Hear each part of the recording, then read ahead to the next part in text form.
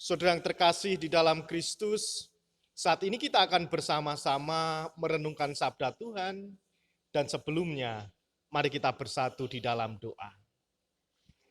Yalah Sang Sumber kehidupan, kami bersyukur bila saat ini Tuhan terus mengasihi kami, Tuhan memberikan nafas kehidupan untuk kami terus melanjutkan kehidupan yang Tuhan berikan. Jika sebentar ya Allah kami akan menerima firman-Mu yang menjadi makanan rohani kami, biarlah firman-Mu tertanam di dalam kehidupan kami, dan kami boleh dikuatkan untuk menjalani kehidupan ini. Terima kasih ya Allah, bersabdalah, karena kami siap untuk mendengarkan. Di dalam Kristus Sang Sumber Sabda yang hidup, kami berdoa. Amin. Ibu, Bapak, dan Saudara yang terkasih di dalam Kristus, kita akan bersama-sama menerima firman Tuhan yang terambil di dalam Injil Matius pasal 21 ayat 23 sampai ayat 32. Injil Matius pasal 21 ayat 23 sampai 32 yang demikian sabda Tuhan. Lalu Yesus masuk ke bait Allah, dan ketika ia mengajar di situ, datanglah imam-imam, kepala serta tua-tua bangsa Yahudi kepadanya dan bertanya, "Dengan kuasa manakah engkau melakukan hal-hal itu? Dan siapakah yang memberikan kuasa itu kepadamu?" Jawab Yesus kepadanya, "Aku juga akan mengajukan satu pertanyaan kepadamu, dan jikalau kamu memberi jawaban kepadaku, aku akan mengatakan juga kepadamu dengan kuasa manakah aku melakukan hal-hal itu. Dari manakah baptisan Yohanes? Dari sorga atau dari manusia?" Mereka memperbincangkannya di antara mereka dan berkata, "Jikalau kita katakan dari sorga, ia akan berkata kepada kita, 'Kalau begitu, mengapakah kamu tidak percaya kepadanya?' Tetapi jikalau kita katakan dari manusia, kita takut kepada orang banyak, sebab semua orang menganggap Yohanes ini nabi." Lalu mereka menjawab Yesus, "Kami tidak tahu." Dan Yesus pun berkata kepada mereka, "Jika demikian, aku juga tidak mengatakan kepadamu dengan kuasa manakah aku melakukan hal-hal itu. Tetapi apakah pendapatmu tentang ini? Seorang mempunyai 2 anak laki-laki. Ia pergi kepada anak yang sulung dan berkata, 'Anakku, pergi dan bekerjalah hari ini dalam kebun anggur.' Jawab anak itu, 'Baik, Bapa,' tetapi ia tidak pergi. Lalu orang itu pergi kepada anak yang kedua dan berkata demikian juga. Dan anak itu menjawab, 'Aku tidak mau.' Tetapi kemudian ia menyesal, lalu pergi juga. Siapakah di antara kedua orang itu yang melakukan kehendak ayahnya?" Jawab mereka, "Yang terakhir." Kata Yesus kepada mereka, "Aku berkata kepadamu, sesungguhnya pemungut cukai dan perempuan-perempuan sundal akan mendahului kamu masuk dalam kerajaan Allah. Sebab Yohanes datang untuk menunjukkan jalan kebenaran kepadamu, dan kamu tidak percaya kepadanya. Tetapi pemungut-pemungut cukai dan perempuan-perempuan sundal percaya kepadanya. Dan meskipun kamu melihatnya, tetapi kemudian kamu tidak menyesal, dan kamu tidak juga percaya kepadanya." Demikianlah sabda Tuhan, yang berbahagia kita semua yang menerima sabda Tuhan serta melakukannya di dalam kehidupan kita sehari-hari. Haleluya. Ibu, Bapak, dan Saudara yang terkasih di dalam Kristus, Pasamuan GKJ Argo Mulyo, dan Bapak, Ibu, Saudara semua dimanapun panjenengan berada. Kita akan bersama-sama merenungkan sabda Tuhan di minggu yang terakhir di bulan September. Ibu, Bapak, dan Saudara yang terkasih di dalam Kristus, di dalam kehidupan kita, tentunya banyak sekali fenomena, banyak sekali kejadian-kejadian, peristiwa-peristiwa yang membuat kita ini pertama percaya, dan yang kedua juga terkadang kita tidak percaya. Ada sesuatu yang terjadi di hadapan kita, terkadang membuat kita, wah percaya apa enggak ya itu terjadi, dan terkadang juga kita tidak percaya Allah, ya sudah, memang itu seharusnya sudah terjadi. Nah, Ibu Bapak dan Saudara yang terkasih di dalam Kristus, fenomena yang terjadi di dalam kehidupan kita menuntut untuk kita bisa melihat apakah yang terjadi, peristiwa apapun yang sudah kita lihat, kita dengar dan kita rasakan, itu berasal dari mana, maksudnya seperti apa, dan mengajarkan di dalam kehidupan kita untuk melihat sisi positif, bahwa itu terjadi untuk menunjukkan bahwa Allah itu berkuasa. Allah itu bekerja di dalam setiap kehidupan manusia dan semua ciptaan yang ada di dunia ini. Bacaan kita Matius pasal 21 ayat 23 sampai 32. Bagaimana sikap seseorang, khususnya tua-tua dan imam-imam, orang-orang Sanhedrin, ketika memberikan pertanyaan tentang segala sesuatu yang sudah dilakukan oleh Tuhan, segala sesuatu yang sudah dikerjakan dan diperlihatkan Tuhan Yesus kepada orang banyak. Akhirnya ada orang-orang tertentu yang bertanya, dan pertanyaan itu maksudnya adalah untuk menjebak Tuhan Yesus. Oleh sebab itu, mereka mau menjebak Tuhan Yesus atau sekedar ingin mendengar jawaban langsung dari apa yang akan dikatakan Tuhan Yesus, dan mempertanyakan kuasa yang dipakai Yesus itu berasal dari mana. Namun mereka selaku pejabat Sanhedrin yang sangat menguasai tentang masalah keagamaan, tentang ritual-ritual, pastinya mereka sudah mengetahui sebenarnya apa yang sudah dilakukan oleh Tuhan Yesus, dan kuasa yang sudah ditunjukkan Tuhan Yesus itu berasal dari mana. Mereka harusnya sudah tahu dan sudah paham. Sehingga ketika Tuhan Yesus bertanya tentang asal baptisan Yohanes itu sebenarnya dari mana, sudah menjawab secara tersirat atas pertanyaan mereka, karena Yohanes juga secara umum telah dianggap melakukan tugas kenabian yang diberikan kepadanya. Dan bahkan Yohanes Pembaptis pun telah menyatakan di depan umum, mengungkapkan secara langsung di depan umum bahwa Yesus itu adalah Mesias. Yesus itu adalah Tuhan Anak Allah yang hidup. Oleh sebab itu ketika orang banyak bertanya, khususnya pemuka-pemuka agama, orang-orang Sanhedrin bertanya kepada Yesus, lalu Tuhan Yesus bertanya kembali kepada mereka, dan jawabannya itu sudah pasti menunjukkan apa yang ingin dikatakan oleh Tuhan Yesus. Ibu, Bapak, dan Saudara yang terkasih di dalam Kristus, pertanyaan Yesus tentang baptisan Yohanes telah memperlihatkan bagaimana sikap mereka yang kelihatannya taat dan dekat kepada Tuhan, namun hatinya itu begitu jauh dari sikap ketaatan dan sikap untuk melakukan sebagaimana apa yang harus mereka ketahui dan sudah diketahui dan harus dilakukan di dalam kehidupan sehari-hari. Hal ini semakin memperjelas Yesus melalui perumpamaan tentang dua orang anak, yang mana mereka sebagai pejabat Sanhedrin telah memposisikan dirinya sebagai anak yang kelihatannya taat, sebagai anak yang kelihatannya penurut, mengetahui segala sesuatu yang harus dikerjakan, namun tidak berbuat di dalam kenyataan, di dalam tingkah laku, di dalam keseharian mereka. Mereka merasa diri benar dan tidak memerlukan pertobatan. Sama seperti perumpamaan dua anak yang merasa tidak masalah disuruh ayahnya, tidak masalah tidak dikerjakan.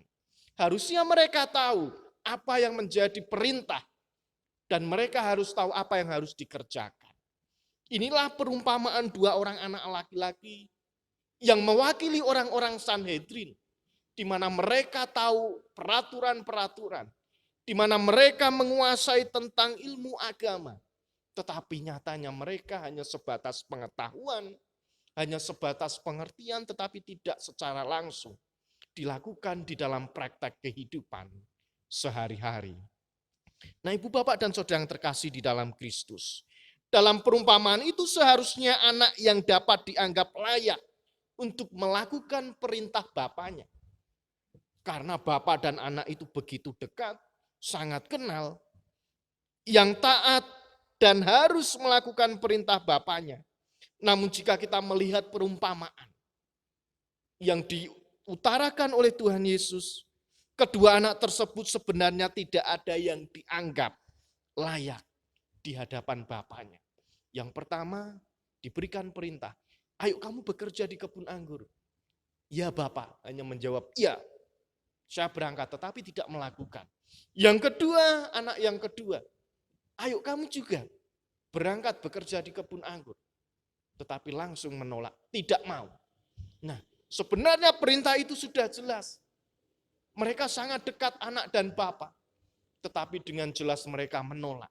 Akhirnya dari perumpamaan itu, sebagai salah satu simbol mewakili orang-orang Sanhedrin, pemuka agama dan tua-tua yang ada di lingkungan orang-orang Yahudi, mereka dengan jelas semua tahu, semua hafal, tetapi tidak mau melakukan di dalam kehidupan sehari-hari. Oleh sebab itu, akhirnya terlihat juga siapa yang dianggap layak di hadapan Bapaknya. Maka di dalam keadaan seperti ini, Tuhan Yesus pun mengajarkan kepada mereka, kalau kamu mengetahui segala sesuatu yang harus kamu kerjakan, maka kerjakanlah dengan sepenuh hati. Jangan hanya menganggap diri paling tahu, oh ya ini perintah, ini harus dilakukan, tetapi tidak mau melakukan, mempraktekkan, melaksanakan tugas dengan nyata di dalam kehidupan mereka. Ibu Bapak dan Saudara yang terkasih di dalam Kristus. Demikian halnya juga di hadapan Allah. Di dalam kehidupan kita sesungguhnya seorang pun di antara kita tidak ada yang benar di hadapan Allah. Seorang pun tidak ada yang benar di hadapan Allah. Tetapi Allah memberikan kesempatan untuk kita membuktikan bahwa kita bisa melakukan sesuatu yang baik, melakukan sesuatu yang benar untuk kemuliaan Allah. Hanya karena kasih-Nya yang menyerukan pertobatan di dalam kehidupan kita, maka kita dilayakkan untuk menjadi anak-anak Allah yang setia, anak-anak Allah yang taat. Ibu Bapak dan Saudara yang terkasih di dalam Kristus. Sehingga di dalam kehidupan kita, jika kita diperhadapkan dengan sikap yang diperlihatkan oleh pejabat-pejabat atau orang-orang Sanhedrin, pantaslah jika Tuhan Yesus mengatakan kepada mereka, meskipun kamu melihatnya, tetapi kemudian kamu tidak menyesal. Apa yang dilakukan oleh Yohanes ketika ada pemungut cukai, ketika ada perempuan-perempuan sundal, mereka mau bertobat. Ketika orang-orang Sanhedrin, pemungut cukai itu melakukan pertobatan, orang-orang yang melihat kejadian tersebut harusnya mengetahui, harusnya sadar bahwa ini toh sebenarnya yang diinginkan Tuhan. Mau menyesali segala dosanya dan mau bertobat, maka mereka memperoleh kesempatan untuk menerima keselamatan. Tetapi orang-orang Sanhedrin, tua-tua, pemuka-pemuka agama, ternyata mereka tidak mau melakukannya dan bahkan mereka tidak percaya. Ibu Bapak dan Saudara yang terkasih di dalam Kristus, yang menganggap diri mereka itu yang paling benar tanpa perlu melakukan pertobatan. Inilah orang-orang Sanhedrin. Dan mereka nyaman atas praktek-praktek keagamaan yang telah mereka lakukan selama ini. Hanya sebatas praktek ritual di dalam keagamaan mereka. Tetapi mereka di dalam kehidupan sehari-hari itu hanya sebagai sebuah simbol, sebagai sebuah rutinitas yang tidak bisa dilakukan di dalam kehidupan bersama secara nyata. Oleh sebab itu, bacaan kita saat ini mengingatkan kembali kepada kita pada ayat-ayat sebelumnya. Ayat-ayat sebelum dari nats yang kita baca. Bagaimana Tuhan Yesus mengutuk pohon ara. Dan ternyata Tuhan Yesus menemukan bahwa pohon ara yang tumbuh begitu subur, memiliki daun yang hijau dan lebat, ranting yang begitu kuat dan banyak.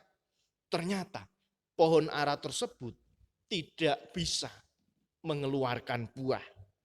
Demikian juga tentang perempuan dan perumpamaan dua orang anak tadi. Walaupun mereka kenal bapaknya, walaupun mereka sangat dekat, tetapi tidak mau melakukan yang menjadi tugas yang sudah diberikan oleh bapaknya. Begitupun juga dengan pohon ara. Pohonnya besar, kuat, daunnya rimbun, rantingnya banyak. Tetapi di dalam perumpamaan yang diberikan Tuhan Yesus, tidak didapatkan buah yang muncul. Makanya Tuhan Yesus mengutuk pohon ara itu dan bahkan mengancam untuk menebang dan membakarnya. Ibu, bapak, dan saudara yang terkasih di dalam Kristus.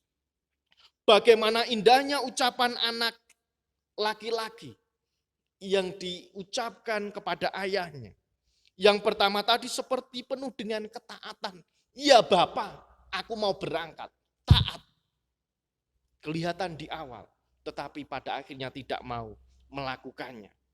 Jika melihat dari luar, mungkin seperti pohon ara yang besar dengan daun yang lebat, maka ada harapan pohon tersebut untuk mengeluarkan atau ada kemungkinan, ada harapan untuk berbuah. Tetapi pada kenyataannya, anak laki-laki di dalam perumpamaan tadi tidak bisa menghasilkan sesuatu yang baik, yang bisa dibanggakan oleh bapaknya. Ibu, bapak, dan saudara yang terkasih di dalam Kristus. Ternyata pohon tersebut hanya berdaun lebat, tetapi tidak berbuah. Mari bersama-sama. Apakah sesuatu yang lebat, apakah sesuatu yang rimbun, itu mampu menunjukkan buah yang baik atau tidak. Itulah yang menjadi simbol kehidupan manusia. Di dalam kehidupan kita, kalau kita melihat begitu rajinnya kita beribadah, kalau kita menyadari, kita melihat begitu rajinnya kita berdoa, begitu bersemangatnya kita bernyanyi untuk Tuhan, orang lain melihat, wah, luar biasa menjadi orang Kristen. Tetapi apakah hanya sebatas ritual di dalam ibadah? Hanya sebatas ritual di dalam berdoa? Hanya sebatas ritual di dalam kita memuji Tuhan? Tetapi dalam praktek keseharian, di dalam kenyataan yang ada, justru kita tidak bisa menunjukkan bahwa ibadah, pujian, dan doa itu juga harus diwujud nyatakan di dalam kehidupan bersama. Harus bisa diwujud nyatakan untuk menghasilkan buah yang bisa dilihat oleh orang banyak. Dan orang yang melihat, menikmati buah yang kita hasilkan itu, bisa mengenal Kristus dan mau mengikut Tuhan. Ibu, bapak, dan saudara yang terkasih di dalam Kristus, yang Allah cari di dalam kehidupan kita, itu bukan hanya pohon yang lebat, pohon yang kuat, atau daun yang rimbun, atau ranting yang banyak. Tetapi yang ingin Allah cari di dalam kehidupan kita itu adalah buah.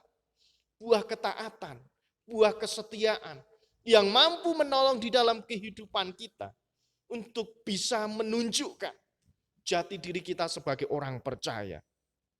Oleh sebab itu, kita diajak, kita diundang kembali untuk mengingat bahwa setiap kehidupan kita tentunya sering melakukan kesalahan dan bahkan dosa yang kita perbuat. Kalau kita rajin ibadah, rajin berdoa, kita bersemangat memuji Tuhan, belum tentu di dalam kehidupan sehari-hari kita juga bisa mempraktekkan, mewujud nyatakan di dalam kehidupan kita. Jika masih ada terselip dosa, kita masih sering jatuh di dalam dosa. Jangan sampai ritual ibadah, doa, dan juga pujian membuat kita sudah bangga, membuat kita sudah merasa jumawa, membuat kita sudah merasa puas bahwa wah, yang penting aku sering gereja, yang penting aku sedetong, yang penting aku wis memuji Gusti. Tetapi bagaimana dalam praktek yang nyata? Bagaimana di dalam kehidupan bersama, di tengah-tengah keluarga, di tengah-tengah jemaat? dan bahkan di tengah-tengah masyarakat. Sudahkah itu kita implementasikan, kita wujud nyatakan di dalam buah-buah roh yang ada di dalam kehidupan kita. Oleh sebab itu kita harus menerima suara pertobatan dari Tuhan. Tuhan mengingatkan untuk kita terus bertobat, tidak tinggi hati, tidak congkak, tidak sombong. Jika kita sudah bisa melakukan ritual-ritual keagamaan. Kita diundang untuk terus melakukan pertobatan.